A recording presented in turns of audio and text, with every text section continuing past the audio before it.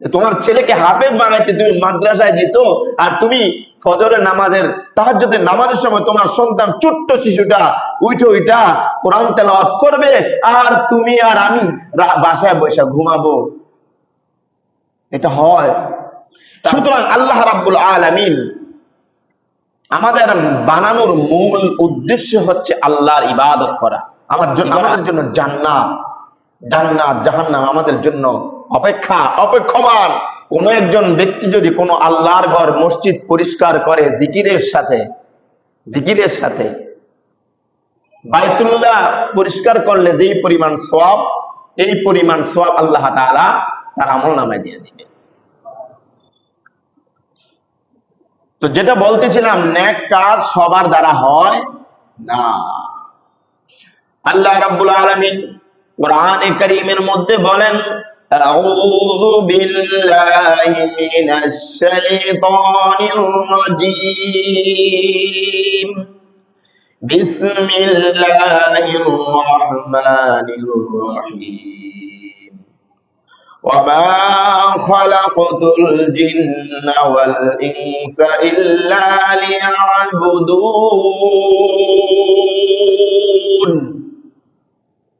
আমি মানুষ এবং জিন জাতিকে সৃষ্টি করেছি আমি আল্লাহ রাব্বুল আলামিনের ইবাদত করার জন্য।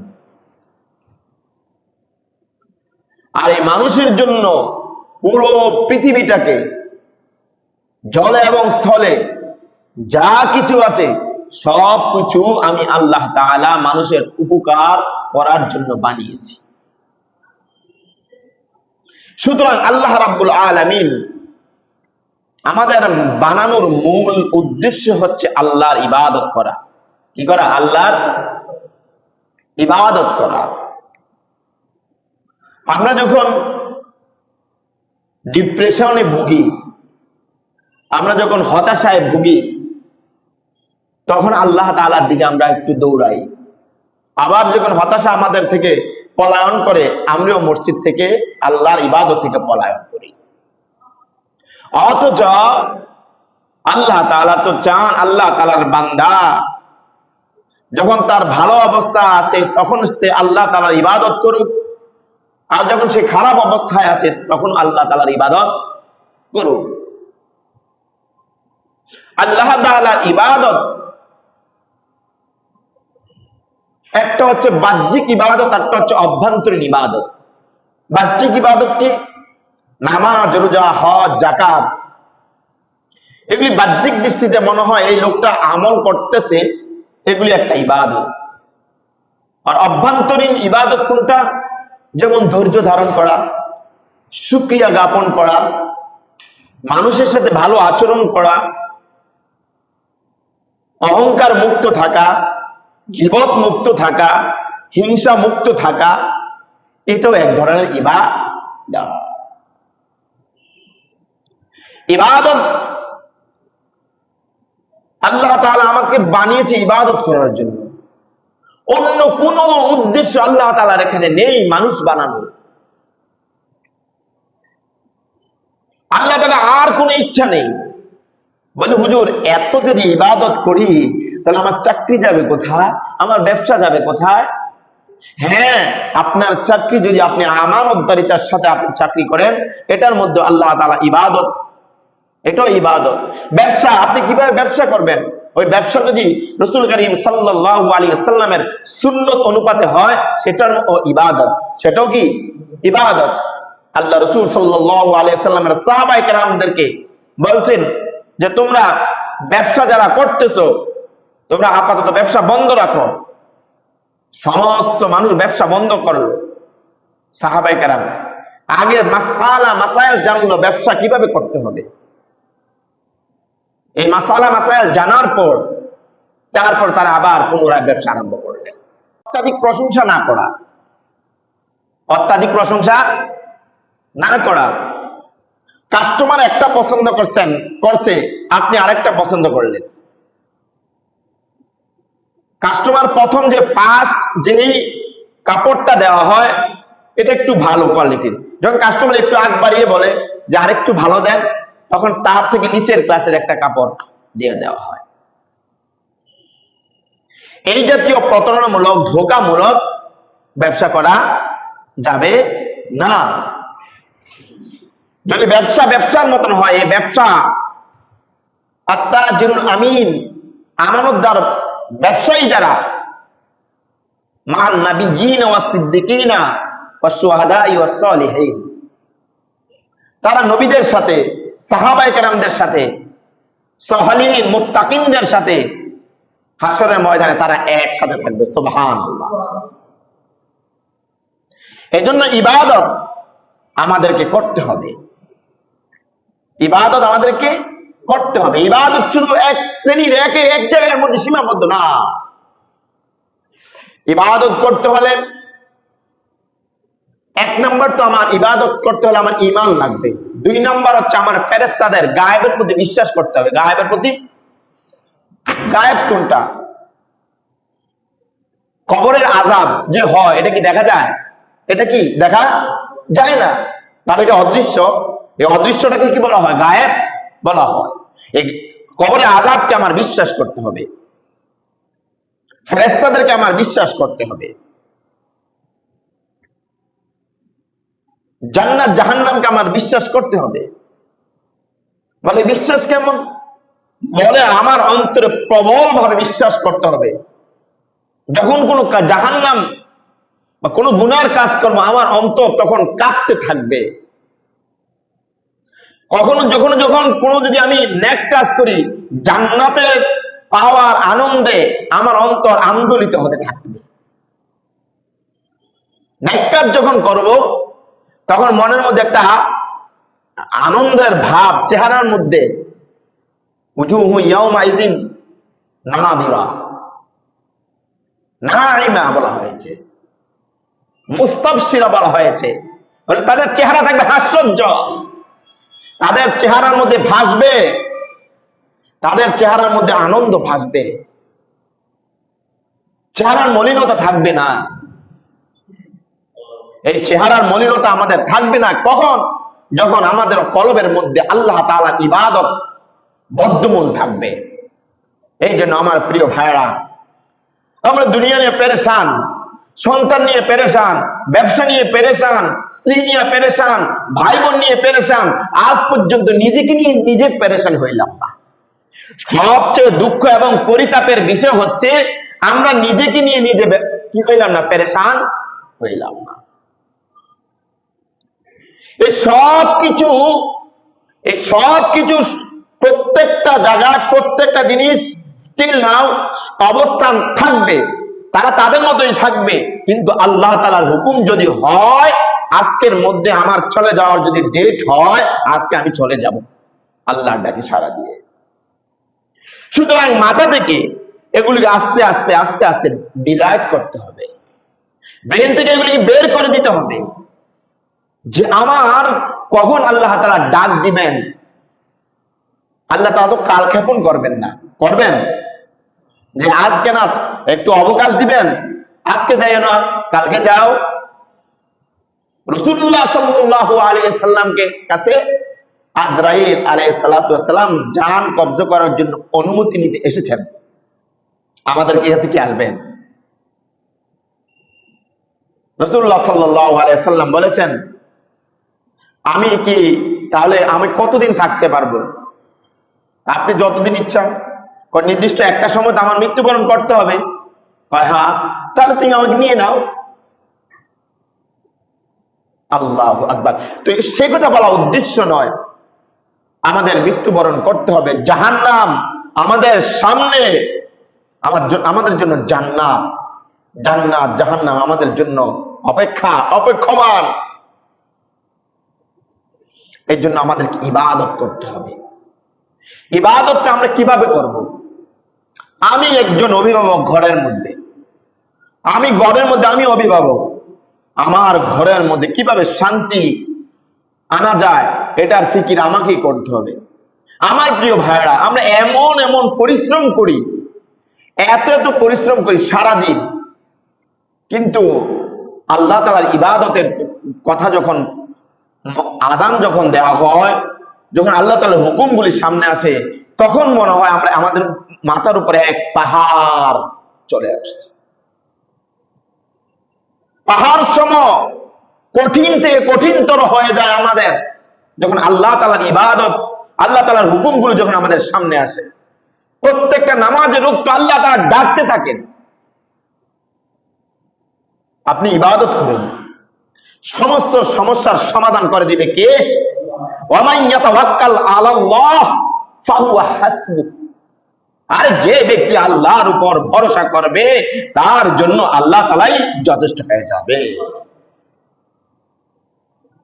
তোমার ভরসা স্থল যদি তুমি ব্যবসা বানাও, তোমার ভরসা স্থল যদি তুমি চাকরি বানাও, তোমার ভরসা স্থল যদি ইমামতি বানাও, তোমার ভরসা স্থল যদি তোমার অন্যান্য আসবাব বানাও, কিয়ামত পর্যন্ত তোমার কলবের মধ্যে, অন্তরের মধ্যে প্রশান্তি আসবে না।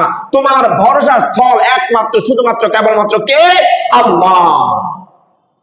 ওই আল্লাহ রাব্বুল আলামিনকে পরিপূর্ণরূপে অন্তরে দৃঢ়তা এবং প্রত্যয়ের সাথে বিশ্বাস স্থাপন করব এবং আল্লাহ তাআলার সমস্ত বিধিবিধান গুলো আমি পালন করব।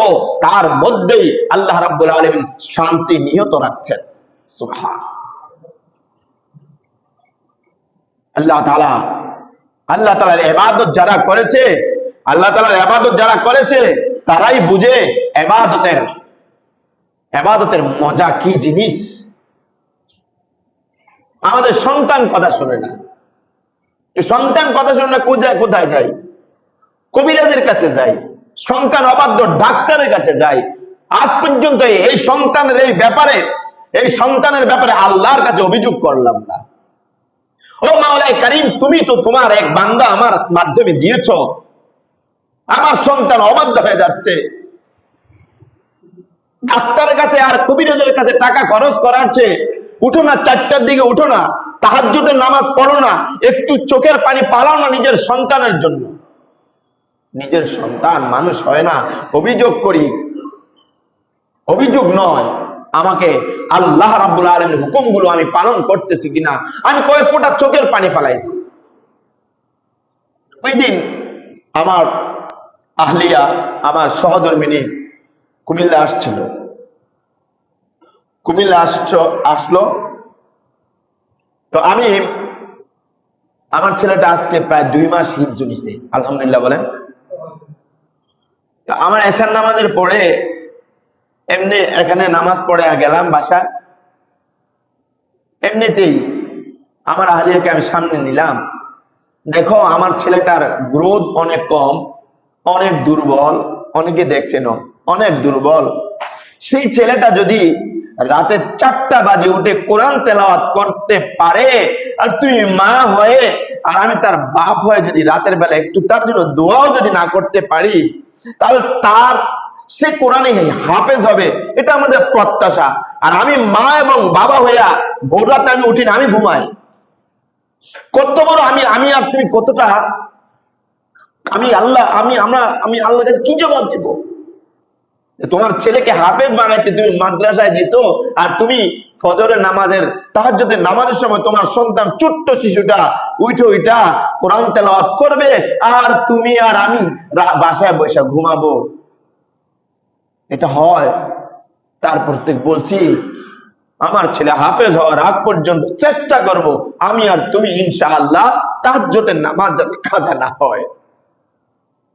কারণ সে যখন সবক পারবে না, সেই টাইমে সবক দেয়, সবক যখন পারবে না একজন হাফেজ ছেলে, তখন তার ওস্তাদ তাকে ব্যত্রাঘাত করে। এই সময় আমার ছেলেকে যখন ব্যত্রাঘাত করা হয়, এই সময় যদি আমি আল্লাহ তাআলার কাছে দুহাত তুলে, মাওলাই কারীমের কাছে দুহাত তুলে যদি দোয়া করি, হে আল্লাহ তোমার কালাম আমার সন্তানের সিনার মধ্যে ঢুকাইয়া দাও,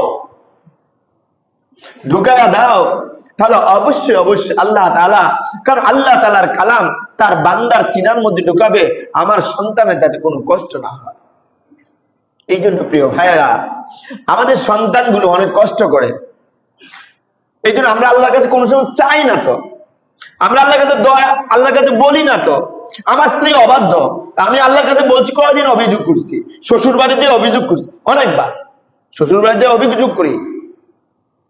আমার ভাই অবাধ্য, তাকে নিয়ে তার জন্য একটু দোয়া করি, আয় ভাই তোকে নিয়ে মসজিদে যাই, নফল 2 রাকাত নামাজ পড়ে তার সামনে মুনাজাত দিয়া তার নামটা উচ্চারণ করে তার জন্য দোয়া করি, সে হেদায়েত হয়ে যাবে। তার কাঁধে ধরে আয় ভাই, জুজ ভাই আজকে নিলাম দুজনে নামাজ পড়ব, এটা আমরা করি না। এই জন্য আমাদের স্ত্রীদেরকেও আমাদেরকে তালিম দিতে হবে, স্ত্রীদেরকেও বলতে হবে ইবাদত করো।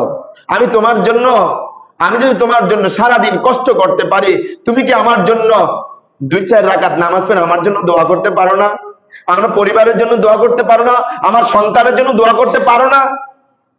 আমি তোমার জন্য সকাল থেকে 8 ঘন্টা 12 ঘন্টা ডিউটি করি, মাথার ঘাম পায়ে ফেলি, তুমি শুধু অজু করে জায়নামাজ বিছিয়ে মহান আল্লাহ তাআলার কুদরতি পায়ে সাজদা দিবা, আল্লাহ তাআলার পক্ষ থেকে যেই বরকত আছে ওই বরকত আসমান থেকে নামাইবা, এটা তোমার কাজ। আমার প্রিয় ভাইয়েরা, এভাবে আমরা আমাদের পরিবারজনদেরকে আমরা তালিম দিতে পারি। আফগানিস্তানের রাজধানী কাবুল, আফগানিস্তানের রাজধানী কোথায়? কাবুল। কাবুলের এক বেগম ছিল, বাদশাহ স্ত্রী থেকে বলা হয় বেগম। বাদশাহ আয়েশা তার স্ত্রীকে বলল, আমি তোমার সন্তানকে সেনাপতি বানিয়ে যুদ্ধের ময়দানে পাঠিয়েছি, দোয়া করিও। আলহামদুলিল্লাহ। বেগম বললেন কি আলহামদুলিল্লাহ। একদিন পরে আবার বাদশাহ আয়েশা বলতেছে, খুব দুঃখ প্রকাশ করতেছে যে হায়, তোমার সন্তান পরাজিত হয়ে চলে আসতেছে, শুনতেছি আমাদের দেশের মধ্যে মনে হয় শত্রুরাও প্রবেশ করতেছে। বেগম বলল, এটা আপনি মিথ্যা শুনেছেন। এটা আপনি কি শুনেছেন? মিথ্যা শুনেছেন। আর আপনার যে আপনাকে তথ্য দিয়ে সহযোগিতা করেছে তারাও মিথ্যার উপর আছে। আমার সন্তান কখন কি হইতে পারে না, পরাজিত করে বাড়ির মধ্যে আসতে পারে না। বাদশাহ আবার তার রাজ দরবারে গেল, কয়েকদিন পরে আবার আসলো। আয়েশা বলতেছে, বেগম জানো, আমাদের সন্তান সেনাপতি হয়ে বিজয়ী হয়ে রাজ দরবারের দিকে আসছে। বলতেছে আলহামদুলিল্লাহ। বেগম বলতেছে, আমার বিশ্বাস এটাই ছিল যে আমার সন্তান কখনো কি হবে না, পরাজিত হবে না। বাদশাহ বলল, তুমি এতটা কনফিডেন্সের সাথে কিভাবে বললে তোমার সন্তান পরাজিত হবে না? কিভাবে বললা? বলে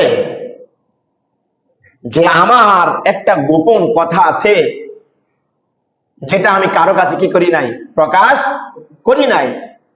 বলে আমার এই সন্তান যখন আমার গর্ভে এসেছিল, আমি তখন আমি কখনো হারাম কোনো খাবার আমার পেটের মধ্যে ভরি না। সুবহানাল্লাহ বলে। সন্তান যখন প্রসব হলো, সে যতদিন পর্যন্ত দুধ পান করেছে ততদিন পর্যন্ত আমি অজু করে তারপরে আমার সন্তানকে আমি স্তন্য পান করাইছি। এই জন্য আমার আত্মবিশ্বাস ছিল আমার সন্তান কখনো কি হতে পারে না, অন্যায়ের কাছে কখনো পরাজিত হতে, তার মাথাকে অবনমিত করতে পারে না।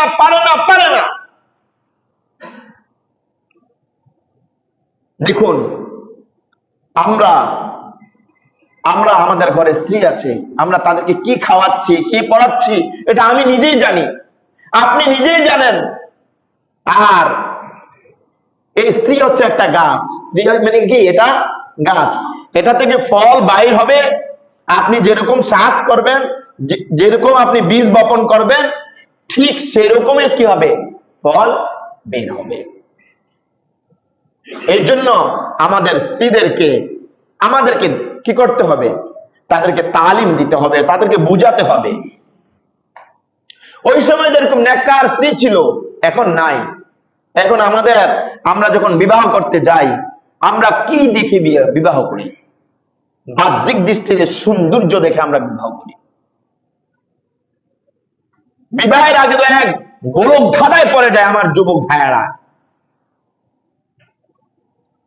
পার্লার থেকে সাজাই না, তারপরে মেয়ে দেখায়। পার্লার থেকে সাজায় না, পাগুলো কালো, কুচকুচে কালো, আর চেহারাটা অত্যন্ত সাদা। সেই ছেলেটা মেয়ে দেখার পরে সে কখনো কোনো প্রশ্ন নেই পছন্দ হয়ে গেছে গা না। হাদিসের মধ্যে এসেছে তুনকাহুল মারআতু লিআরবাইন, যে তুমি যদি কখনো বিবাহ করো তাহলে তার মধ্যে 4টা গুণ দেখবা। কয়টা গুণ? কয়টা গুণ? বলে ওয়ালি মালিহা ওয়ালি হাসাবিহা ওয়ালি নাসাবিহা ওয়ালি জামালিহা ওয়ালি দীনিহা। বলে তার মধ্যে সৌন্দর্য থাকতে হবে, জামাল থাকতে হবে। 1 নাম্বার কি থাকতে হবে? সুন্দর থাকতে হবে। এবার তার বংশ পরিক্রমা থাকতে হবে, বংশ রক্তের সম্পর্কটা কেমন এটা থাকতে হবে। বলে দীনিহা, 4 নাম্বার হচ্ছে দিন। কি দিন? তার মধ্যে দিন কতটুকু আছে, ইসলাম কতটুকু আছে। বলে ফাসফার বিজাতিদ দিন, তুমি একটা মেয়েকে, সে যদি একটু কালচেও হয়, একটু গরিব হয়, তার মধ্যে দিনদারিত্ব আছে, তার মধ্যে ইবাদত করার মন মানসিকতা আছে, তাহলে তাকে এটাকে প্রাধান্য দিয়ে তুমি বিয়ে করে ফেলো। সুবহানাল্লাহ। এই দুনিয়ার সব কিছু বন্ধু ভোগ সামগ্রী। আল্লাহ তাআলা যা দিয়েছেন, এই পৃথিবীর মধ্যে যা কিছু দিয়েছেন সব কিছু ভোগ সামগ্রী। আর তার মধ্যে উত্তম ভোগ সামগ্রী হচ্ছে একজন নেককার স্ত্রী। সুবহানাল্লাহ। একজন নেককার স্ত্রী। আদ-দুনিয়া কুল্লুহা মাতাউন ওয়া খায়রুল মাতাঈদ দুনিয়া আল ইমরাতুস সালিহা। নেককার স্ত্রী। এই যে নেককার স্ত্রী পেতে হলে নিজেকেও কি হতে হবে? নেককার হতে হবে। আমরা ইবাদত নষ্ট করি, মানুষকে কটু কথা বলে। কি করে? আমরা কটু কথা বলতে অনেক পছন্দ করি, ইবাদত নষ্ট হয়ে যায়। একটা হচ্ছে মানুষের স্বভাব, আর একটা হচ্ছে কুকুরের স্বভাব। এক বুজুর্গ বলেন যে কুকুর যখন ফুলের বাগানে যায়, ফুলের বাগানে গিয়া সে কোথায় দুর্গন্ধ আছে সেগুলি কি করে? খুঁজে খুঁজে বের করে। কোথায় পায়খানা আছে সেগুলা বের করে। আর মানুষ যখন এভাবে কোন পার্কে, কোন একটা এভাবে আল্লাহ তাআলার তৈরি কোন একটা বাগান, কোন একটা ফুলের বাগানের মধ্যে যায়, তো আল্লাহ তাআলার বান্দাগুলা এই আল্লাহ তাআলার এই সুন্দর সৃষ্টি দেখে দেখে ইব্রত হাসিল করে, হায় রে, এই ফুল যদি এত সুন্দর হয়, আমার মাওলায়ে কারীম কত সুন্দর। সুবহানাল্লাহ। ফুল যদি এতটা সুন্দর হয়, বাগান যদি এত সুন্দর হয়, ওই বাগান বানানে ওয়ালা কত সুন্দর। প্রিয়ার ওই মুখের হাসি যদি এত সুন্দর, প্রিয়ার ওই চুলের বেনি যদি এত সুন্দর, প্রিয়ার ওই মুখের চাহনি, চোখের চাহনি যদি এত সুন্দর হয়, যে মাওলায়ে কারীম এই প্রিয়াকে বানিয়েছে, ওই মাওলায়ে কারীম কত সুন্দর। সুবহানাল্লাহ। এই জন্য ওই বুজুর্গ বলেন যে মানুষ যখন ফুলের বাগানের মধ্যে যায়, সেখানের মধ্যে কি করে? ফুল দেখে দেখে আল্লাহকে চিনে। কাকে চিনে? আল্লাহকে চিনে। ফুলের সৌন্দর্য দেখে দেখে অবলোকন করে। আর কিছু মানবরূপী কুকুর আছে। কি আছে? মানবরূপী কুকুর আছে। তারা যেই পরিবেশেই যাক না কেন, সেখানে কোথায় দুর্গন্ধ আছে, কোথায় প্রবলেম আছে, কোথায় সমস্যা আছে, এগুলি সে কি করে? খোঁজাখুঁজি করে। কার মধ্যে দোষ আছে, কার মধ্যে কি সমস্যা আছে, এগুলি। ওয়ালা তাজাসসু, কারো সম্পর্কে কোনো ধারণাই করা যাবে না, কুধারণা করা যাবে না। ইন্না বা'দা যন্না ইসমুন, কারো সম্পর্কে আপনি একটা খারাপ ধারণা করলেন, এটা একটা গুনাহ। এটা কি? আর প্রকাশ করলেন, এটা তো কি হয়ে গেল? গীবত হয়ে গেল। প্রকাশ করলে কি হয়ে যায়? গীবত হয়ে যায়। আর গীবত হলে আপনার প্রাপ্ত ইবাদত গুলো, আপনার কবুলকৃত ইবাদত গুলো তার আমল নামায় চলে যায়। এই জন্য গীবত করা যাবে? গীবত করা যাবে? কারো দোষ ধরা যাবে? এগুলি করলে ভাই আপনার ইবাদত নষ্ট হয়ে যাবে। হযরত জুনায়েদ বাগদাদী রহমাতুল্লাহ আলাইহি, জুনায়েদ বাগদাদী রহমাতুল্লাহ আলাইহি তিনি একবার হেঁটে হেঁটে যাচ্ছিলেন, দেখলেন যে একটা চোরকে মেরে ঝুলিয়ে ফেলা হচ্ছে। চোরকে মেরে ঝুলিয়ে রাখছে। ঝুলায় রেখে বলতেছে, এই লোকটা কি করেছে যে তাকে এভাবে মেরে ঝুলায় রাখা হয়েছে? চুরি করছে। কি করছে? শরীয়তের হাত অনুপাতে কেউ যদি চুরি করে তাহলে তাকে হাত কর্তন করে দেওয়া, হাত কেটে দেওয়া। হাত কেটে দিত, তাকে মারলো কেন? তাকে একবার চুরি করছে, তাকে হাত কেটে দিছে, তারপরে আবার করছে, তারপরে হাত কাটছে, এভাবে তাকে আবার চারা হয়েছে, তারপরে আবার এবার হাত পা কাটতে কাটতে আর কাটা জিনিস, এই জন্য তাকে একবারে মেরে ফেলছে। আচ্ছা তাই? তখন এই লোককে দেখে দেখে হযরত জুনায়েদ বাগদাদী রহমাতুল্লাহ আলাইহি কান্নায় ভেঙে পড়লেন। দৌড়ে গিয়া যেখানে ঝুলানো ছিল তার পায়ের অবশিষ্ট অংশের মধ্যে চুমু দিতেছিল। চোরের পায়ে চুমু দিতেছিল। সমবেত জনতা তাকে জুনায়েদ বাগদাদী রহমাতুল্লাহ আলাইহিকে বলল যে আপনি একজন চোরের পায়ে চুমু দিচ্ছেন কেন?